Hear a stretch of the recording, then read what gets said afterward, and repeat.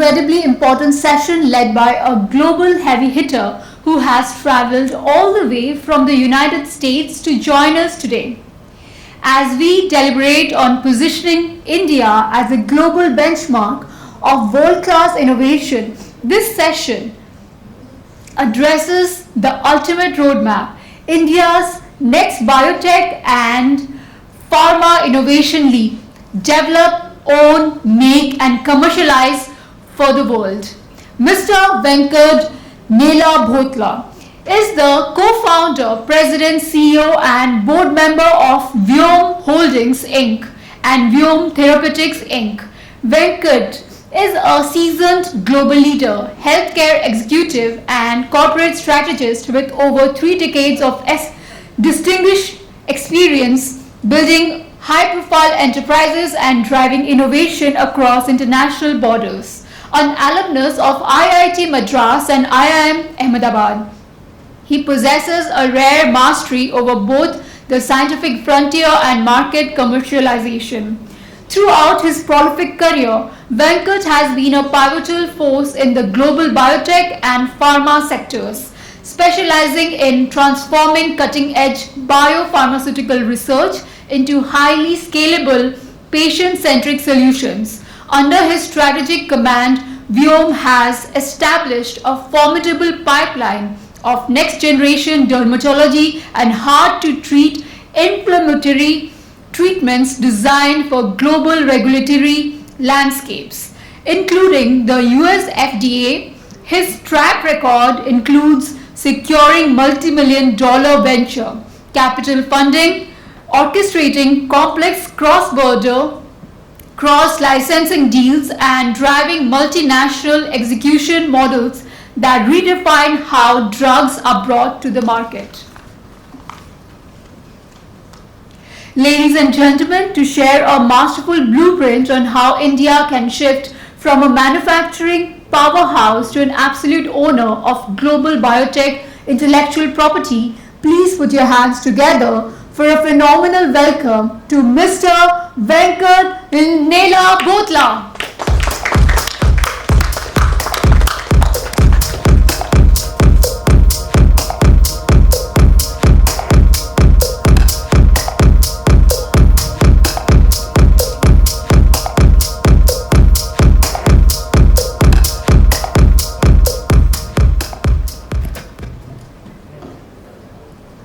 This is the one, please. Okay. Yeah, hi everyone.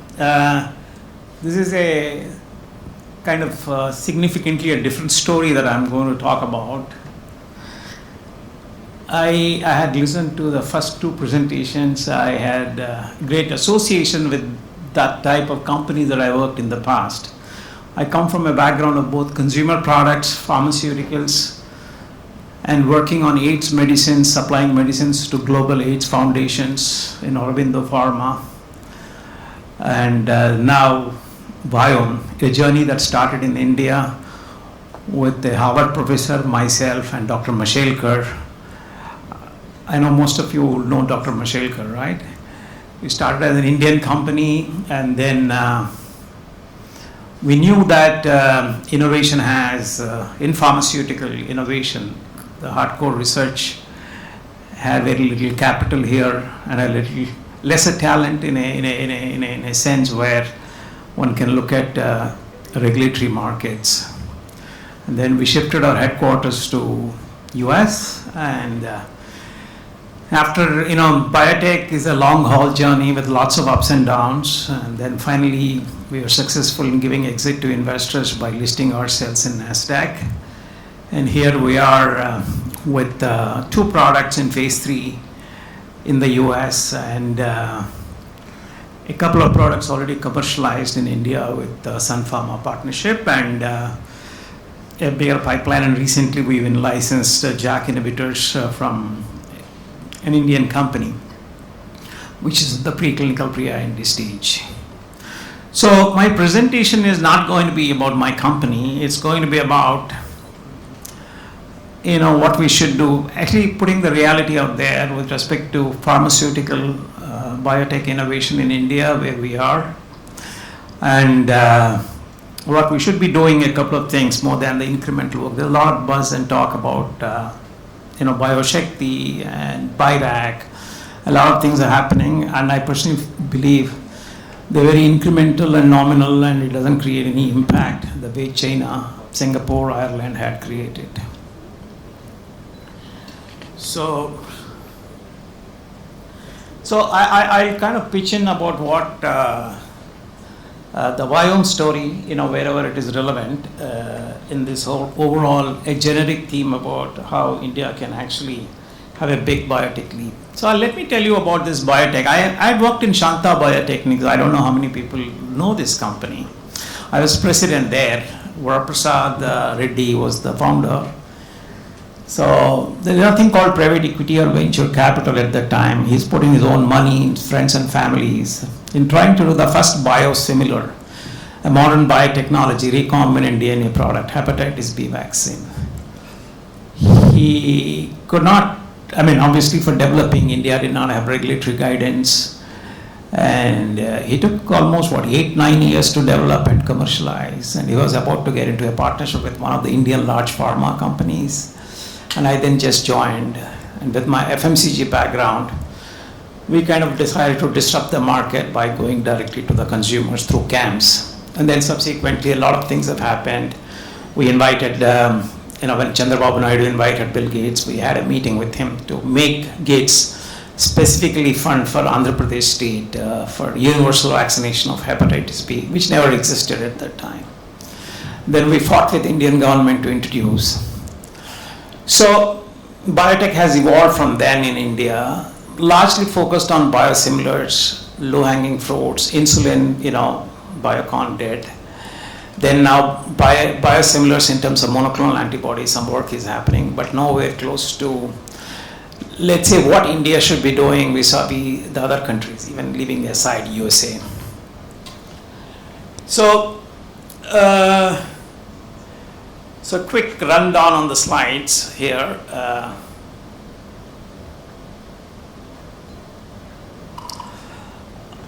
Okay, so basically it's a $1.6 trillion of industry, the innovative medicines. And generics is little more than $300-400 billion.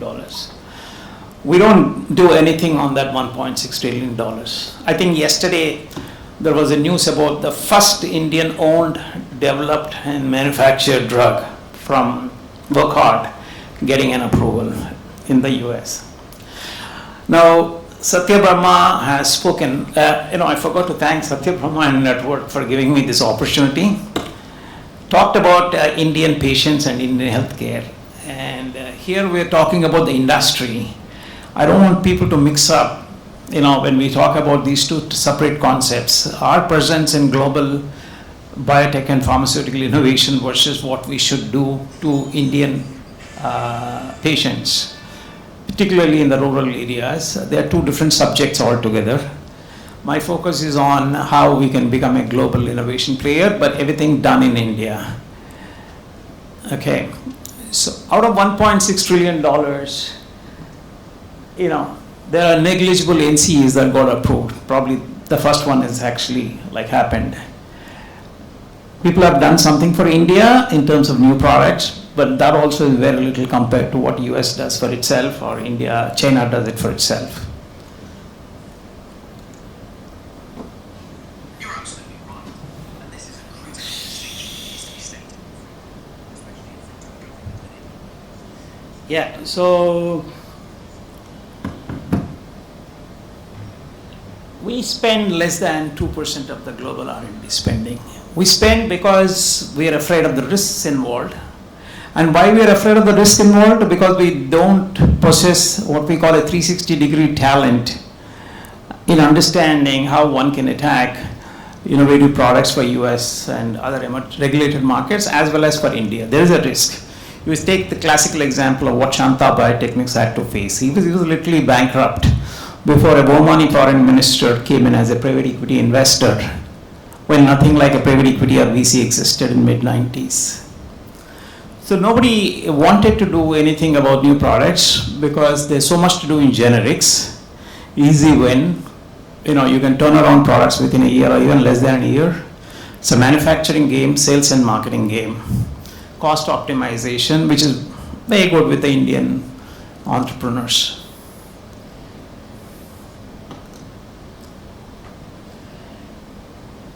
Yeah, so I think the fastest path for India is the 505(b)(2) hybrid NDAs and biosimilars. Again, the Indian presence is close to nothing at this time compared to what's happening out there. This is just to give you the reality check. This is not to criticize what India is not doing at this time, but this is to kind of bring in attention to government as well as attention of the large companies, large Indian pharma companies and startups to focus on this sector, which is a huge opportunity, provided it is done with a lot of patience, a lot of risk-taking ability, and finding the right investors. And of course, the policy framework needs to support, which it doesn't currently. So this is just a number. You see in China in 2023, 2,200 INDs are filed with their local regulatory authority, mostly derived from China. Only 180 are filed in India, and largely actually internationally sourced, not from Indian owned. And FDA, the US companies or non-US companies have filed 1,500 INDs. Just for the benefit of everybody, an IND is an innovative drug, a patented drug, the first application to conduct clinical trials, the first clinical trial, the phase 1.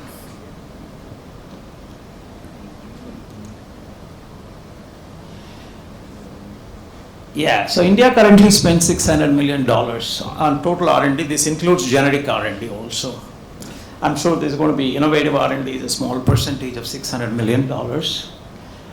India needs to spend $5 to $8 billion to even somewhere close to what China is doing or US is doing. But the question is how and who is willing to spend that money. There are some companies like Sun Pharma and maybe Wockhardt and a couple of large pharma companies who had, let's say, initially for the last 15 years in biosimilars or innovative products, 2 steps forward and 3 steps backward, going back and forth, but finally they're realizing importance of investments to maintain their leadership in global pharma space.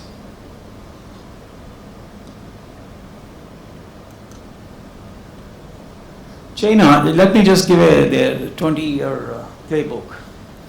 They are at now 2,300 INDs per year with their local government authority, and they earn $46 billion, not by selling the product, simply by out-licensing. This is their global annual income. So what they did completely differently. They've considered as a national mission because it has a spin-off effect on having medicines generated out of that country for their own population in terms of modern medicine, novel, patented medicine. And one of the biggest things that they did, which is what I'm going to propose, but in a modified manner, is sovereign-owned biotech parks with a complete free capital movement and free talent, global talent movement, and a lot of tax concessions, and a lot of the local province government support on various local facilities, including electricity and all. So they did 10 sovereign zones, bioparks. They kind of called back 7,000 scientists. They did all kinds of incentives from US who have done PhDs, who are part of the biotech and medical innovation system in the US. We have a lot of Indians who are part of, in fact, there are a lot of Indian companies with 1 product, 2 product in oncology, which are valued, listed in NASDAQ, which are valued multi-billion dollars, who have sold their products. There are funds run by Indian origin people, first generation, second generation, which are $3 billion, $4 billion biotech funds, who know how to evaluate these companies, who also what we call seed these companies, by taking professionals from universities and large pharma companies. So they did that. They called back funds, they called back 7,000 scientists, they reduced the tax to 15%, and it's a free capital movement, free talent movement, 30 days visa for 10 years, renewable 10 years, and obviously in the big city outskirts where people have no problems in living. That included their own Chinese people, that included Indians. They've actually taken from India some bright minds. And that included even what we call Americans. So where is India? So we all know this, and I don't have to tell you, but just see what India lacks, the gap. It's 14th by value and 3rd by volume in terms of global presence. That's because we focus on generics, and you all know innovative medicines are maybe 15, 20 times more expensive than any generic medicine. If you do a like-to-like comparison for similar treatment for a particular disease. FDA approved NMEC from Indian-owned IP ever, just became one yesterday from 0.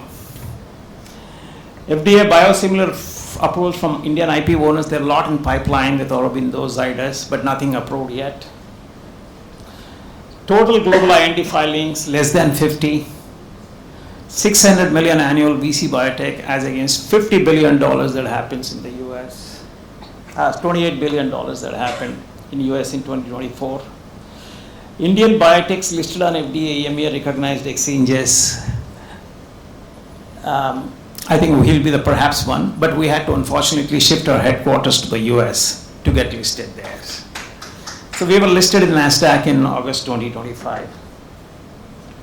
Global pharma out licensing from India, the big names, Pfizer, GSK, Sanofi, licensing a novel product from India, 0. So India cannot reach a 35 trillion economy making other people's drugs.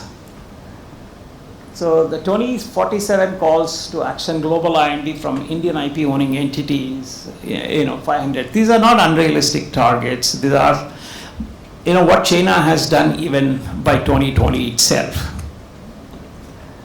10 new approvals every year. We have so many approvals happen for ANDAs. We should have a target of 10, which is very reasonable, provided huge radical intervention happen, which I'll talk about briefly. And then $50 billion by 2040. Innovative pharma exports, another 200 billion made in India and then exported.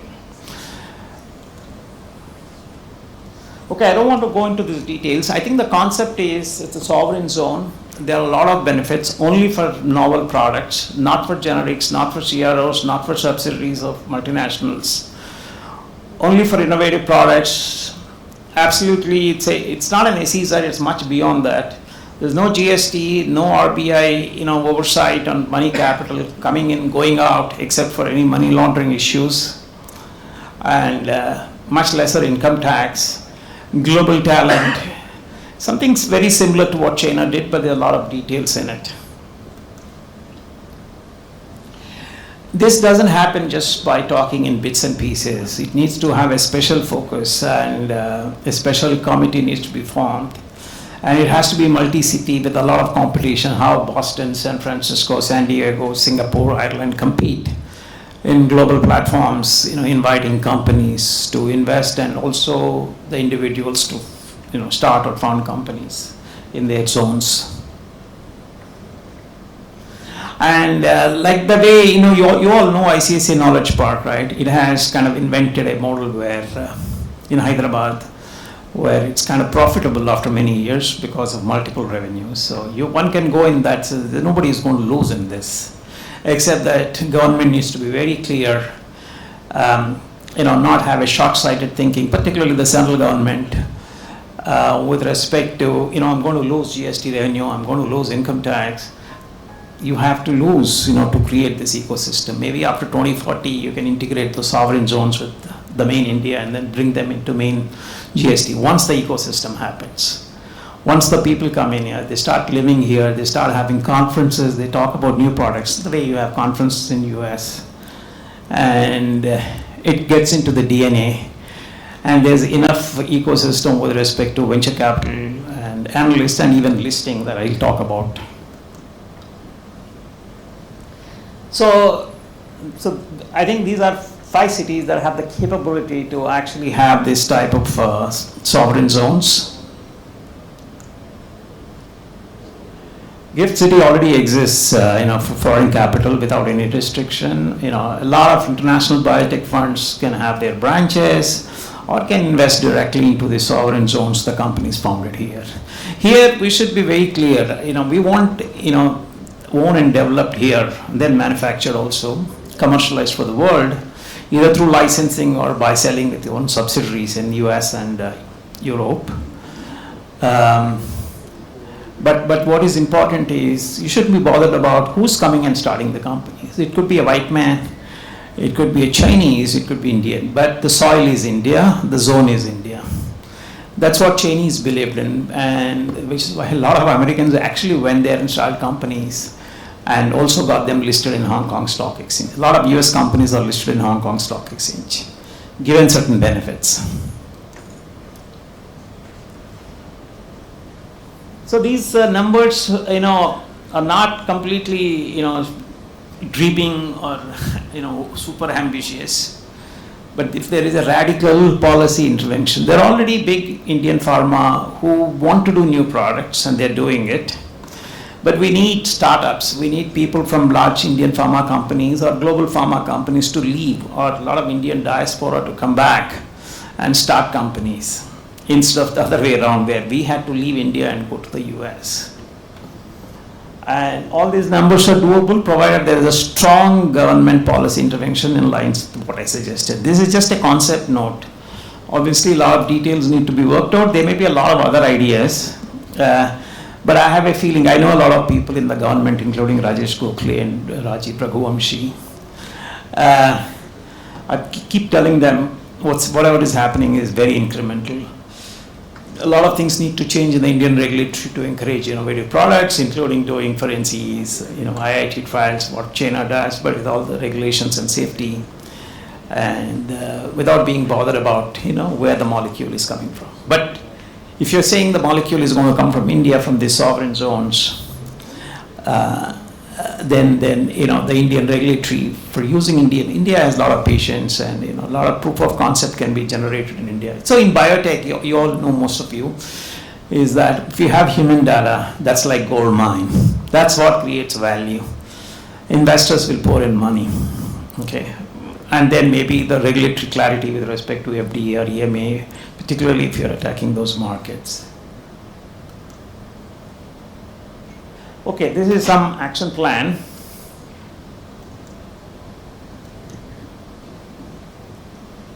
Talent is most important. Why the San Francisco, San Diego, Boston ecosystems have survived? Because of huge, talent infrastructure, universities.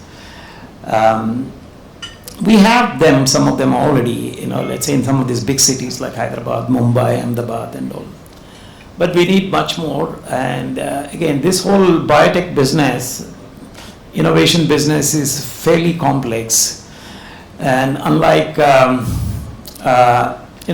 startups in other industries like consumer internet businesses and all, it needs, a lot of gray hair because of multiple complexities in development, whether it is product development, clinical trials, toxicology, animal work, and most importantly, the complex regulatory, landscape, there's FDA or even Indian CDSO. So a lot of people have to come together, and we need the talent. And here we need to look at, whether the talent is India, Indian diaspora, US people coming and working here, or anybody from anywhere in the world come and work here and, but develop in India is key. So India should become, probably in IT it is already becoming, with, you see a lot of US people working in India, and that should happen in biotech too. I know large companies do recruit non-Indians into Indian, to work in India apart from working in the international zones. And we need that level of competence to develop a new product and then have a significant pipeline. Okay, this is all reference from various sources. So the final summary is India has spent 50 years of making the world's medicine. It's time to own them. And yeah, so this I have spoken in an ET conference, and I'm submitting this concept note to the government. Satya is helping me in that, and let's see what happens. And if the diaspora and the foreign talent and if the sovereign zone happens, I think given the Indian enterprise and Indian risk-taking ability and Indian intelligence, we can soon, reach what China has done or even surpass them. Thank you.